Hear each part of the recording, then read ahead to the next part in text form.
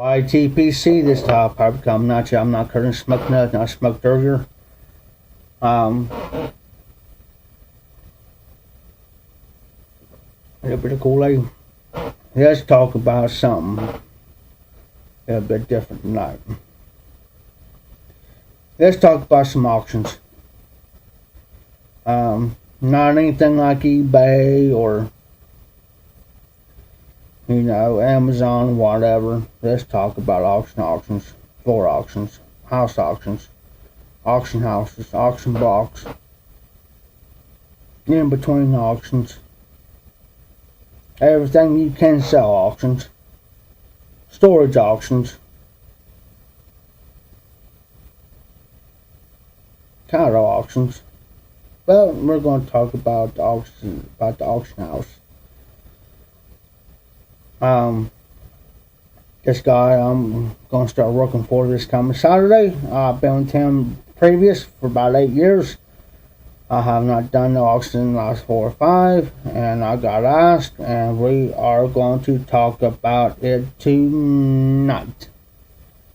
Shall we get into the nitty gritty, as we call it, behind the scenes, backstage, talking personally from a floor worker at the auction house. Auctions are fun to go to. There's probably some of you's been to it. Some of you may not. Some of you don't know the ins and outs of an auction. And we are here to discuss that tonight on a Wednesday, June the 5th. I'm going to say 6th. June the 5th. Here is a few pointers and tips I'm going to give you on the auction.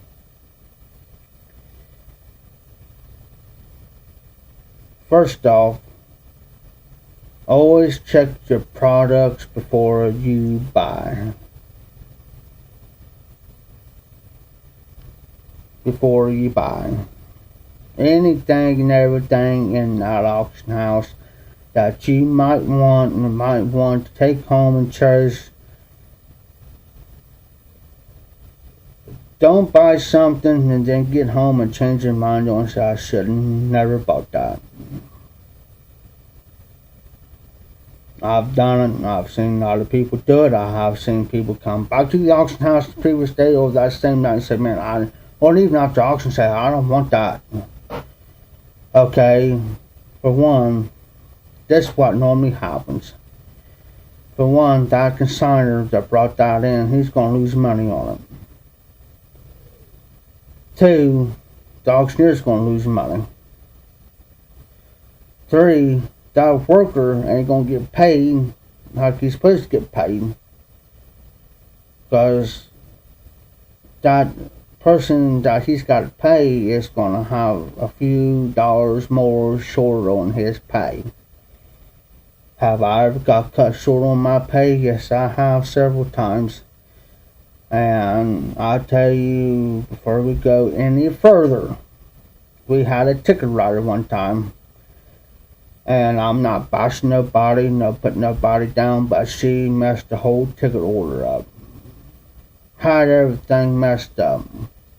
Had the prices right, but she had something lots wrong with this person, this person, this person. A, B, and C. After auction, this ain't no joke. After auction, there was me and 3 other people sat there for almost 2 hours. 2 hours. Trying to figure out who went to who and who belonged to who.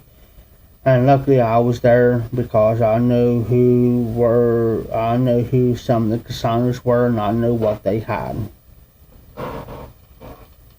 And that's hard on that consignor because sometimes the auctioneer has to pay a little more to that consignor because somebody messed up along the procedure along the way, so we had to release her and get the old ticket writer back.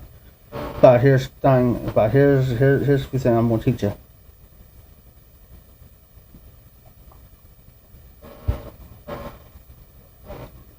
there may be at least one or two consigners that will come in there, and what they normally do is they buy stuff wholesale. Then they'll sell that stuff individually off that skid. Most generally. And people say, why does he sell that stuff so high? Is because he may pay,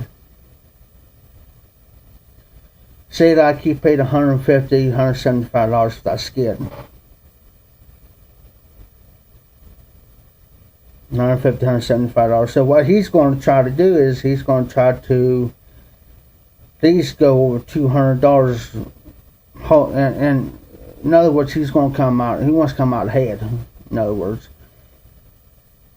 he really don't want to break even, and he really don't want to lose any money. He's trying to bring nice stuff in next time the auction rolls around, so he can go buy another skid, so he can bring stuff in there to sell for anybody to buy. See, that's one of the reasons why they do that. I always tell people, if they're new to an auction, they come in, they're new. Here's the thing: this style auctioneer, watch them floor workers. This to the auctioneer, watch them floor workers. You may have 2 or 3 people, or 1 or 2 people holding up this item. Say like this pen, they're holding this pen up. I'm gonna catch your bid because I'm the main guy. I'm the main guy that's on that floor, working that floor. I'm the main one that's going to be calling. Only thing he's got to do up there is just call the numbers. I catch the bids. I will get those bids and catch those bids. Only thing my job is to do is keep him going. Because the more you keep an auctioneer going, the more you keep the things flowing, the more bidders you're going to get, and then the better he gets on that mic. Every single time. You got to make the boss happy, you got to make the customer happy, and you got to make that consignor happy. How many consignors you've got in that auction house. You may have 2 or 3 different, 2 or 3 different consignors in there, and you want to make all them guys happy. Because by the end of the night, not only you make them happy, but you made those 3 guys money. You made your boss money. You made me money. It's not about greed. It's not about nothing. It's just doing a job that it needs, and make it more fun. Now, most of these guys in here, they know me from previous past. And I always carry a pen on me that's like a marker. I always use felt tips. I keep this on me at all times. I usually carry 2 of these with me. So I can mark that number on so and so they know they've got it. Usually if it's got to be set to the side, I will go over and I will get a piece of paper and I'll put their number on there. So see, like your number 56, I can go over there and put number 56 on there, so that buyer can go to that specific, ask you, well, where's my so and so thing at? And well, I'll say it's over there. It's got your number on. Then you got to look for number 56, and it'll be yours. There's a lot of points here and there. This may be a little bit of a lengthy video, but in a roundabout way, make sure that the products are guaranteed to do. Make sure that's what you're absolutely wanting. Few pointers, few tricks.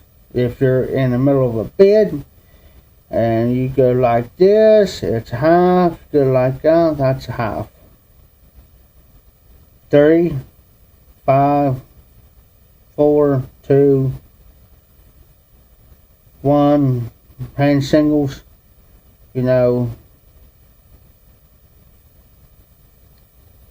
Always learn the tricks of the trade. Always learn to get to know the auctioneer personally, the consigners. If you're becoming a regular there, get to know these guys.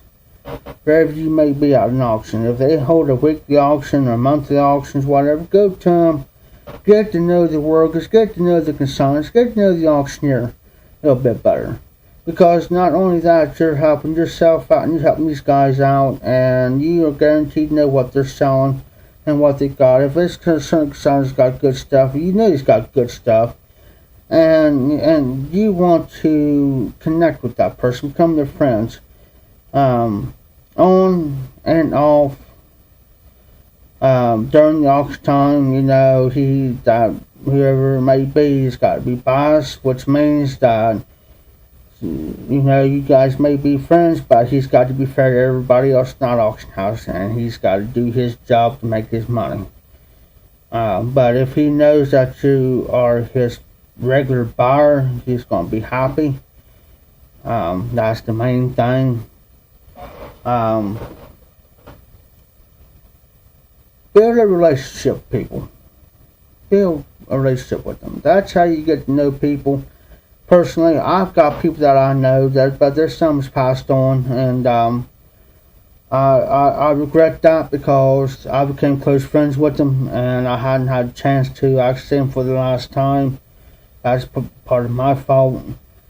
But I have built a relationship with these guys, and let me tell you, that's the best experience you can ever do.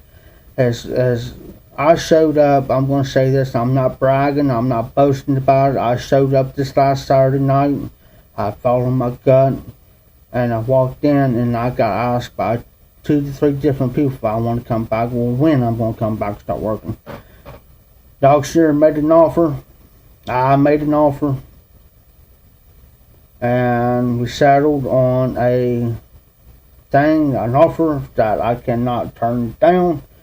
But it fluctuates. What I'm saying, 1 week could be a good auction, get paid good. Next week it may be a bad auction, I may get paid a little less.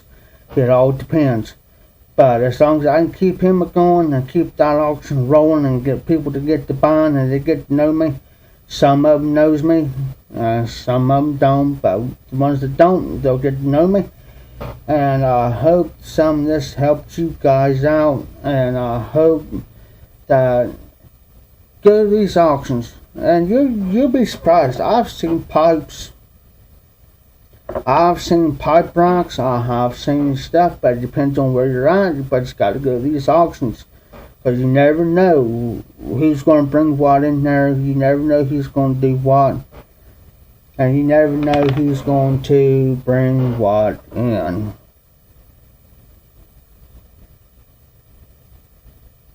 Little Kool-Aid. But if you don't know anything about auctions, you know, leave a comment down below. I'll be glad to answer any question that you might have on this video. And let's see,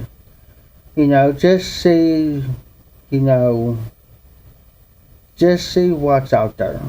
We might find something that it might just, you might say, wow, I want that. I'm going to bid on that, but what's your limit?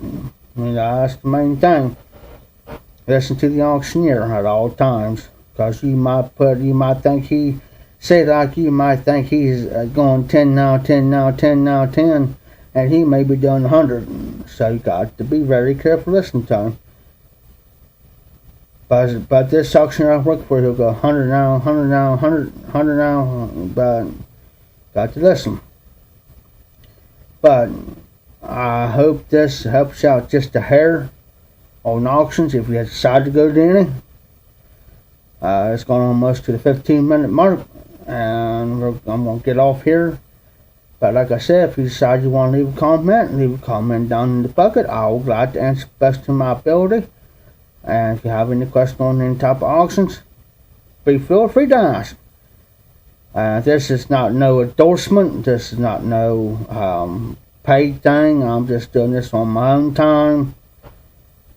But this is the Hog Piper, keep them lit, keep the embers burning, and y'all take care.